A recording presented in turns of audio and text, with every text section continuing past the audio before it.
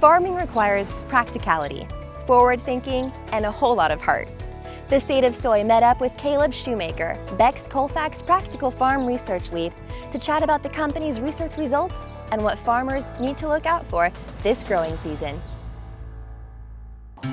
We've compiled the top 5 best practices for soybeans that we have found them to be the most profitable, and planting date is at the top of that list. Planting early pays. So if you can get your soybeans planted in April, that gives you the best chance to optimize the yield of your soybean crop. Well, if you think back, it started snowing in the October of 18, and it didn't stop raining until about February this year. What that's done is that's reminded guys of the past couple years, how wet it's been, and they don't want to run into that situation again. So having great planting conditions right now, soil conditions are phenomenal.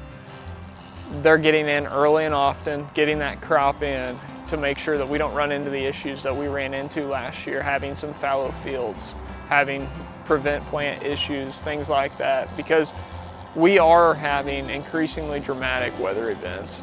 What that has done is condense these planting windows. So when we have windows like we've had the past 10 days, getting in the field is crucial. Get in, get your crop in early, because that's what we've seen to return the best investment on our farm.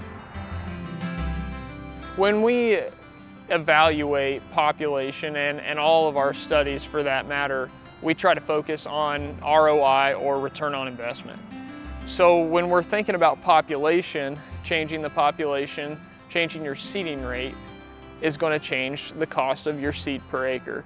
So when we talk about the optimum range for seeding population, we like to focus on the economic return of that investment.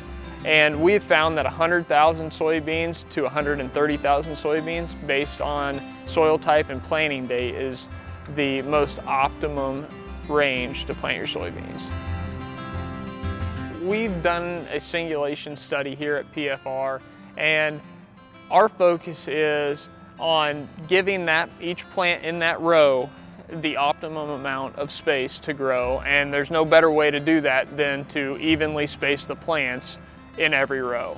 As we raise these high-yielding soybean crops, we're trying to figure out how can we push the envelope and continue to produce at a high level like we are. What we've done is we've taken a 56-cell single-road soybean plate, and that has helped us be able to actually singulate soybeans on our 2020 monitor to ensure accuracy as we're planting our soybeans. The biggest thing as far as soybean yields go is focusing on it as a primary crop as opposed to the crop that follows corn. Previously, 80 bushel soybeans were not very common. Now we're pulling 80 bushel soybeans year after year in a lot of areas. And I think a lot of that has to do with weed management, row spacing, going to 15-inch rows, optimizing your planting population, planting your soybeans early, and certainly the genetics that are built into our soybean packages. My #1 priority in scouting soybeans during the growing season after you have that stand established is remember post-applications. We're spraying weeds, we're not spraying soybeans.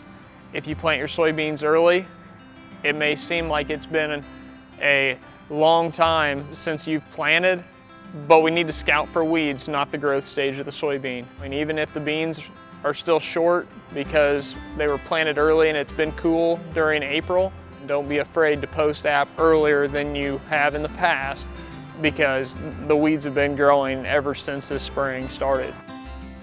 Sudden death has been the hot topic for the last few years, and it's been a hot topic because it's very visual.